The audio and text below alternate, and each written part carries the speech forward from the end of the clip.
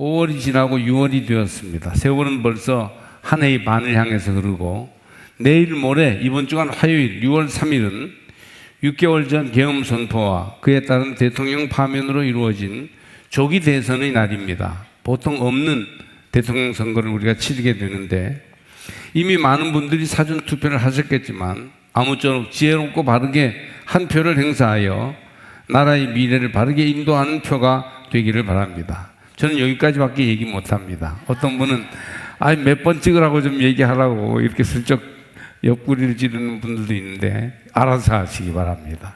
기도 많이 하시고 나라를 위해서 훌륭한 분을 뽑아주시기 바랍니다.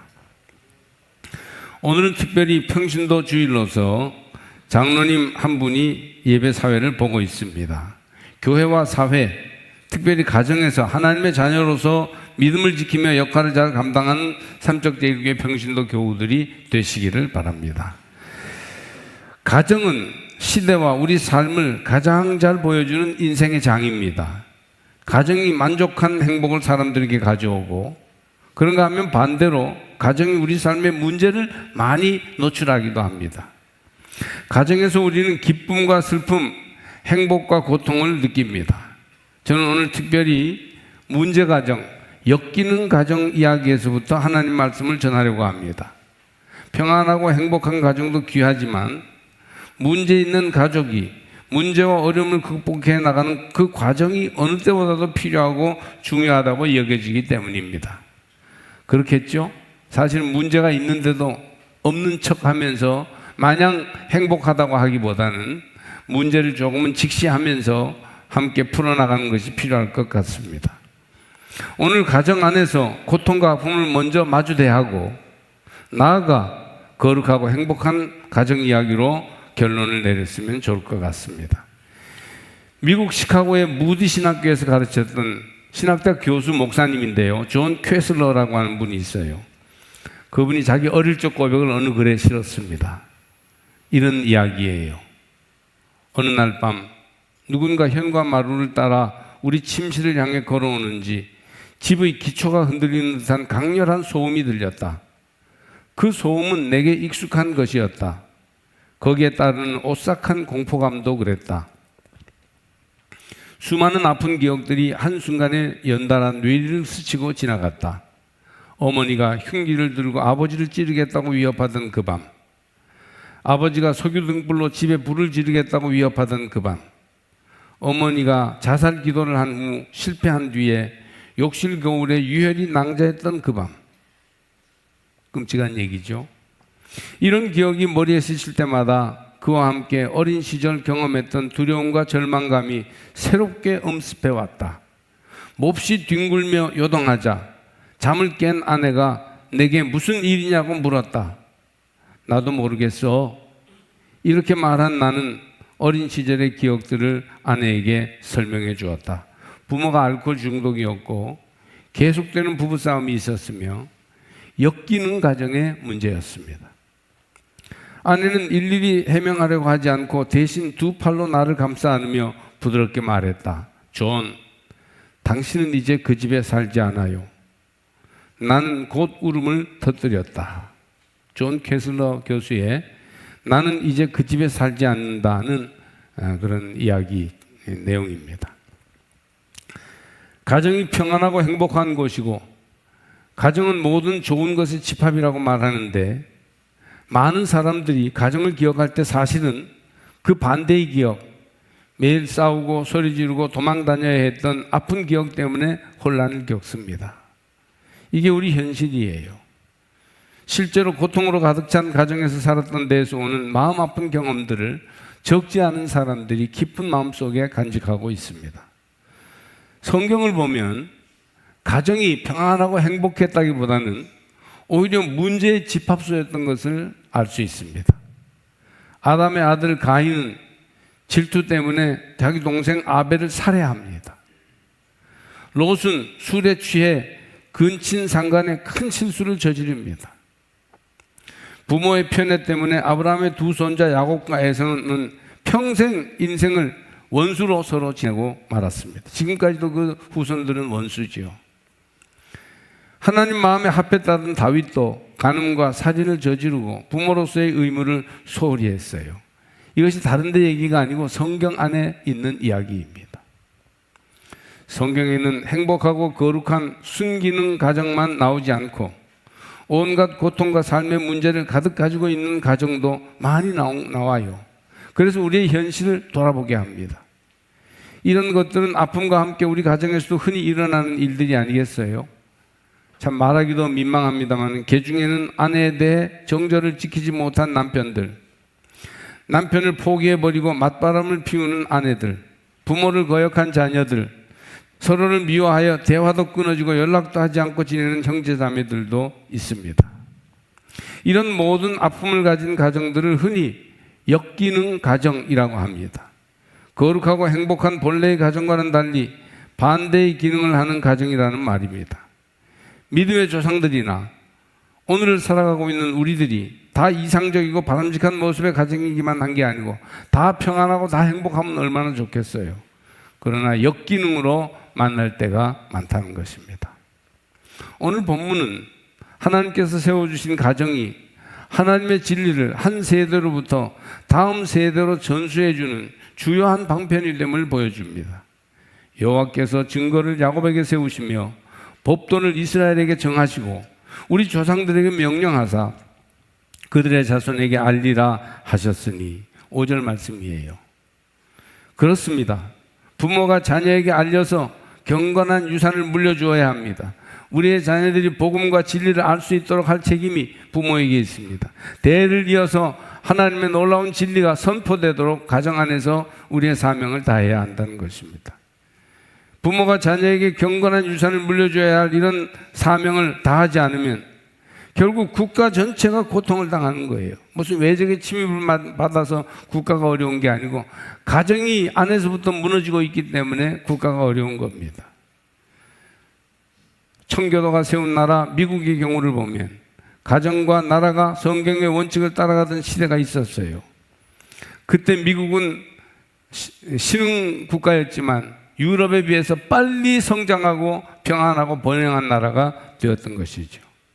그때 이혼이 드물었고 남편과 아내의 역할이 더욱 분명했으며 부모는 자녀들을 순종하며 그 믿음의 유산을 본받았던 것입니다.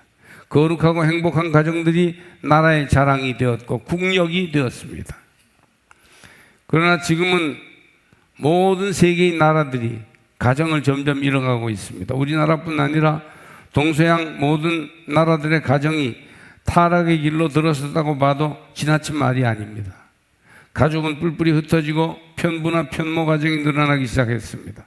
유럽의 많은 나라들은 결혼하고서도 실제로 혼인신고를 하지 않아요. 이혼할 것을 대비해서. 그래서 그냥 동거하고 있는 가정, 심지어 대통령 가족도 동거하고 있는 가정들이 많이 있는 것이 현실입니다.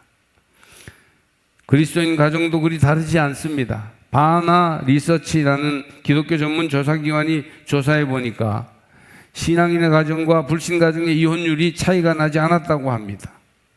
우리나라의 경우는 물론 기독교인 가정의 이혼율이 일반 가정보다 좀 낮다는 보도가 있었습니다만 솔직히 말해서 요즘 들어서는 한 세대가 다음 세대에게 경건한 가치관을 전해주던 성경의 연결고리는 거의 끊어지고 말았습니다. 가정은 문화인데 문화가 지금 땅에 떨어지고 있어요. 한 가정에 한 가정이 더해지고 여기에 또 가정이 더해지며 이것이 증가할 때 결국 하나의 문화를 만들어내는 것입니다. 그런데 가정이라는 문화가 머물러야 할 신앙과 도덕의 항구를 떠나 표류하고 있어요. 길을 잃어버렸어요. 지난 한 10년 전까지 일어난 한국교회의 변화 가운데 하나는 결혼과 가정사에게 큰 관심이 일어나다가 없어졌다는 사실입니다. 최근에는 그 관심이 거의 식어버렸어요. 치유학교, 결혼 전문기관 이런 것들이 교회와 관계해서 세워졌고 몇몇 대형 교회는 결혼 예비학교, 부부학교, 아버지 학교, 어머니 학교 등 다양한 프로그램을 개발하여 사용했었는데 이제는 대부분의 교회들이 가정에 대한 관심을 지속하지 못하고 있습니다. 결혼식 자체가 스몰 웨딩이다, 가족 결혼이다 하여 간소화로 치달아가면서 하나님 앞에서의 결혼 서약이라는 의미가 축소되고 말았기 때문입니다. 하나의 신앙적 가정의 문화를 일으켜서 부부 성경 공부나 가정 세미나 등으로 거룩한 가정을 세워가려는 노력을 끊임없이 했었어요. 저도 역시 그런 활동이 큰 효과를 보기도 했습니다. 그러나 지금은 변화된 가정의 형태를 감당하느라 많이 상황이 달라지고 있어요. 오늘 성경을 보니까 이런 말씀이 6절에서 8절까지 있습니다. 이는 그들로 후대 곧 태어날 자손에게 이를 알게 하고 그들은 일어나 그들의 자손에게 일러서 그들로 그들의 소망을 하나님께 두며 하나님께서 행하신 일을 잊지 아니하고 오직 그의 계명을 지켜서 그들의 조상들 곧 완고하고 배역하여 그들의 마음이 정직하지 못하며 그 심령이 하나님께 충성하지 아니하는 세대와 같이 되지 아니하게 하려 하심이로다. 하나님께 충성하지 않고 계명과 언약을 제대로 지키지 않는 민족이 되지 않고 계명과 언약을 다음 세대에 잘 이어가는 그런 민족이 되게 하겠다고 성경이 말합니다. 종교개혁자 루터는 자녀에 대한 부모의 신앙교육의 책임과 역할이 얼마나 중요한지를 알고 있습니다. 부모가 해야 돼요. 자녀 신앙교육의 책임을 교회나 학교가 도울 수는 있으나 결코 대신할 수는 없기 때문입니다. 자녀들은 부모와 친밀한 관계 속에서 하나님과 세계와 인간 그리고 자기 자신에 대한 지식을 습득해 가야 한다고 믿었습니다. 종교개혁자들은 가정을 교회와 함께 하나님이 주신 신적인 두 기관, 가정과 교회, 이것을 그렇게 이해했어요. 일례로 청교도인 잉크리스 매더 목사님은 타락해가는 가정들을 그 시대에 보면서 이렇게 탄식했다고 해요. 가정은 교회와 국가의 양성소입니다. 가정이 해서 교회가 세워지고 국가가 세워지고 사회가 건강하게 서는 것이죠. 가정을 잘 관리하십시오. 그리하면 나라는 보다 훌륭하게 될 것입니다. 우리가 살고 있는 뉴 잉글랜드에서 경험하는 많은 상처와 커다란 불행들은 가정이 신앙적으로 무질서하기 때문입니다. 가정이 건강하면 나라도 건강하고 사회윤리도 높아질 텐데 가정이 지금 무너지고 있는 게 문제다. 잉크리스 매더 목사님이 그런 얘기를 했어요. 거룩하고 행복한 가정을 세우기 위해서 가정을 새롭게 해야 합니다. 오늘 설교에서 저는 데니스 레인이라는 분이 가정을 새롭게 하기 위한 4가지 기둥에 대해서 말하는 것을 여러분에게 좀 같이 정리해서 전해드리려고 합니다. 여러분, 가정을 세우는 4기둥이 있어요. 첫째 기둥은 개인의 회개와 성화예요. 믿음으로 회개하고 성화돼야 돼요. 교회만 다녀서는 안 됩니다. 여러분, 회개하고 성화되어 인격이 변화돼야 돼요. 그래야 가정이 행복해집니다. 개인적으로 회개하는 일, 즉 교만, 이기심, 오만한 것, 세상과의 타협, 타락과 방탕을 고백하고 버리는 것은 가정을 새롭게 하는 필수 요소입니다. 이기적으로 권리만을 주장하고 교만한 그리스도인은 결코 하나님의 진리를 경험하며 선포하지 못할 것입니다. 개인적인 회개의 제위에 앉을 때 하나님께서 우리 죄를 용서하시고 새로운 자아를 주셔서 거듭나게 하시며 그럴 때 가정이 거룩해지고 행복해지게 될 것입니다. 회개하고 성화되어 가정을 행복하게 하시기를 바랍니다. 누구에게 다른 식구에게 핑계하지 마세요.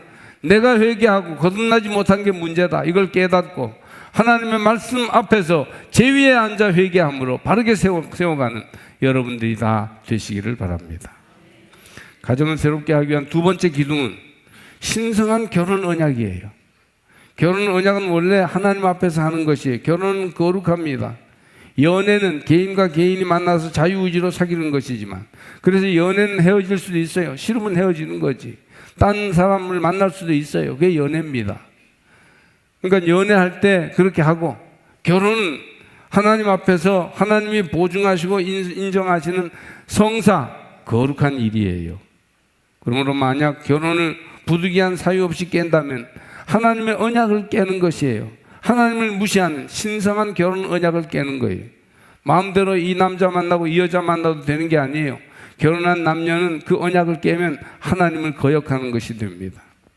결혼은 부부가 평생 배우자를 돌보고 사랑하며 정절을 지키겠다는 거룩한 약속으로 하나님 앞에서 하는 것입니다. 현대로 오면서 복잡한 여러 사정 때문에 이 언약이 깨질 때가 많은데 안 돼요. 이건 지켜야 합니다. 그래야 가정이 든든한 기둥 위에 세워질 수 있어요.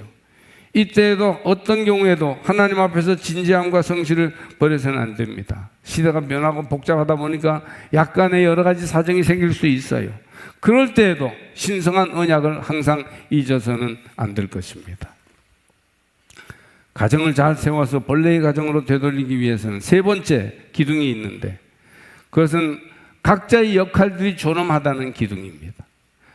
남편은 남편의 역할이 있고, 아내는 아내의 역할이 있어요. 아버지의 역할이 있고, 어머니의 역할, 자녀의 역할이 있어요. 형제 자매도 각자의 역할이 있습니다. 이것은 아주 존엄한 역할이에요. 사회와 나라가 우리에게 준 원래의 역할이죠. 부모의 역할, 자녀의 역할, 형제 자매의 역할뿐 아니라 남편과 아내의 역할이 있습니다. 남편의 마음에도 아내의 마음에도 하나님이 원래 우리에게 맡겨주신 이 진리로 돌아가려는 노력이 있어야 됩니다. 또 부모 세대와 자녀 세대에도, 형제 사이에도 기본적인 질서와 원칙을 지키려는 노력이 있어야 합니다. 서로의 역할을 존중하면서 자기 역할을 충실히 하여 유기적으로 잘 돌아갈 때 거룩하고 행복한 가정을 세울 수 있는 거예요. 그 역할 중에 한두 가지 역할만 문제가 생겨도 온 가정이 무너질 수 있게 되는 것입니다. 전통적으로 경건한 그리스도인의 가정은 부부간의 질서를 중요하게 여겼어요. 이 시대에도 그것이 적합한지는 모르겠습니다. 질서를 중요하게 여기던 시대가 있어요. 이제는 질서보다는 이해와 협력이 중요하겠죠. 어쨌든 예전에는 아내는 남편의 사랑과 위로를 받으며 남편에게 복종해야 했습니다. 그는 남편과 아내의 친교 관계를 그리스도와 교회의 관계에 비유하여 설명했어요. 아내가 남편에게 가르침을 받아야 하며 이로써 온전한 가정을 이루어가게 된다고 믿었습니다. 그러므로 남편들은 모든 가족보다 뛰어난 열심을 가지고 신앙생활을 하도록 요구받았습니다. 우리 시대에는 상하관계의 질서를 강조하는 일방적인 태도보다는 평등한 태도 속에서 서로 이해하며 돕는 관계가 적합할 것입니다. 어쨌든 여러분의 역할이 있지 않습니까? 그 역할을 외면하고 무책임하게 버려두지 마시고 잘 감당함으로 가정의 기둥을 든든히 세워가시기를 바랍니다. 가정을 바로 세우기 위한 마지막 네 번째 기둥은, 첫 번째 기둥은 개인의 회개와 성하고, 두 번째 기둥은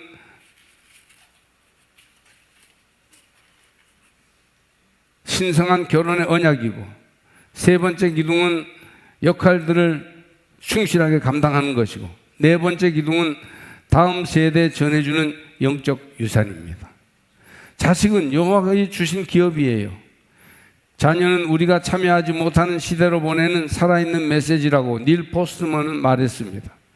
부모는 자녀들에게 사랑과 경건한 가치관을 불어넣어야 하며 기독교적 인격을 훈련하도록 도와야 합니다.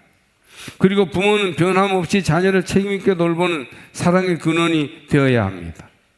이렇게 다음 세대에 전해주는 영적 유산을 잘 양육하여 그들을 믿음의 유산을 받아 살아가도록 하는 것이 참으로 중요해요.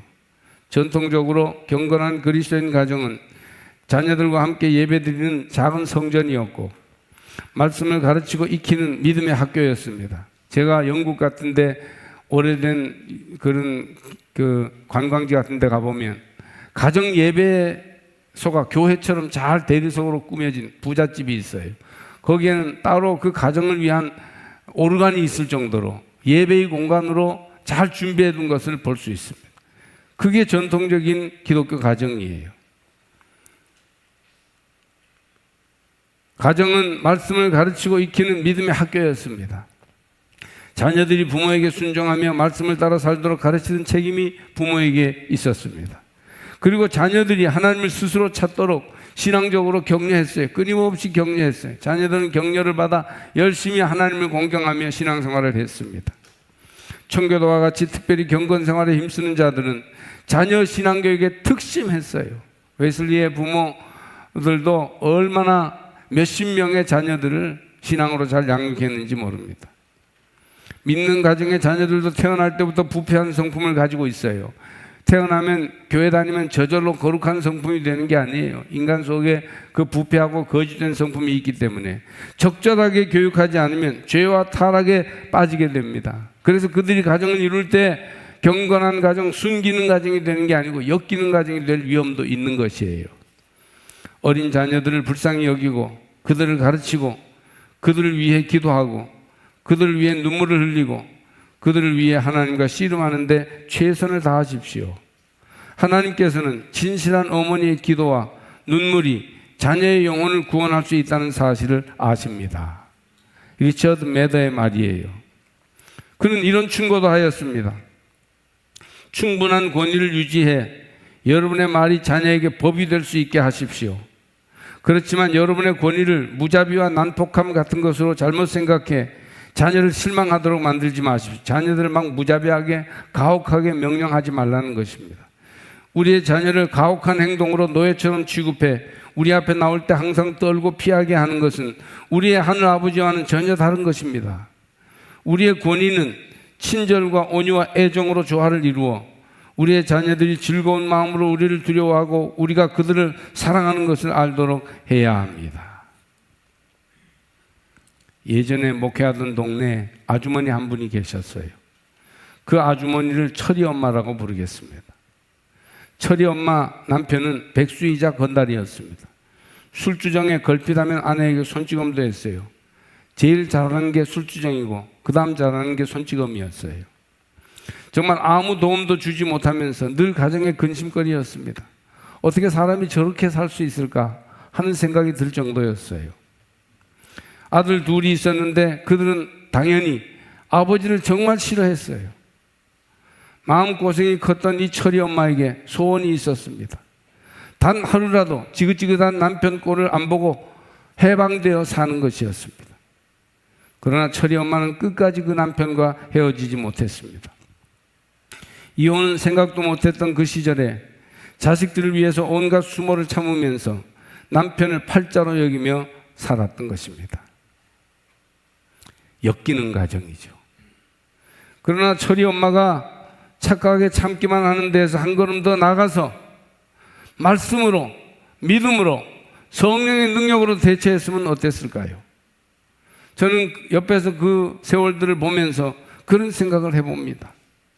자녀들을 말씀으로 양육하며 맡겨진 삶에서 최선을 다하여 사명을 감당했으면 좀 강한 거룩한 백성이 되었으면 어땠을까? 이혼을 했든지 함께 살았든지 하나님은 못된 팔자도 은혜로서 평강과 행복으로 만들어주는 귀한 역사를 이루지 않았을까? 그런 생각을 해보는 것이에요. 그리고 그 삶은 후회 없는 감사로 가득했을 것입니다. 지금 여기에서 기도하며 말씀으로 돌아가 여러분의 가정을 돌아보시기를 바랍니다. 여러분의 가정을 강하게 믿음으로 붙드십시오. 우리 가정이 어디에 있든지 오늘부터 거룩하고 행복한 가정으로 만들어가기를 주의 이름으로 축복합니다. 네 개의 기둥을 잘 세워가십시오. 우리 가정을 세우는 네 개의 기둥이 무너진 것은 아닌가 돌아보셔야 합니다. 어디에서 무너졌는지를 살펴보십시오. 가족들을 다 복음화시키려고 하기 전에 먼저 믿는 나부터 개인적 회개와 성화를 이루도록 힘쓰십시다. 하나님 앞에서의 혼인 서약을 기억하며 남편과 아내로서 신실함을 잃지 않고 자녀로서 예배드리고 기도하며 말씀을 묵상함으로써 하나님 앞에서 언약을 지키시기를 바랍니다. 세 번째로 각자 가정에서 남편과 아버지로서 아내와 어머니로서 혹은 자녀로서 부모로서 그 신성한 자기 역할을 잘 감당하도록 하십시다. 마지막으로 다음 세대의 영적 유산을 확실하게 전해주어 우리의 다음 세대, 다음 세대가 하나님을 경외하며 이 땅 위에서 거룩한 가정, 행복한 가정이 될 수 있도록 확실하게 영적 유산을 전해주시기를 바랍니다. 여러분, 애국이 뭡니까? 여러 가지 애국의 방법이 있겠지만 가정을 바로 세우는 게 애국이에요. 사회공헌을 어떻게 우리가 하겠습니까? 가정을 바로 세움으로 자녀들을 양육하여 사회공헌하는 거예요. 가정이 흔들려서 인구가 감소되고 가정이 무너져서 사회윤리가 깨져가는데 우리부터 나부터 거룩하고 행복한 가정을 세워가시기를 바랍니다. 할렐루야.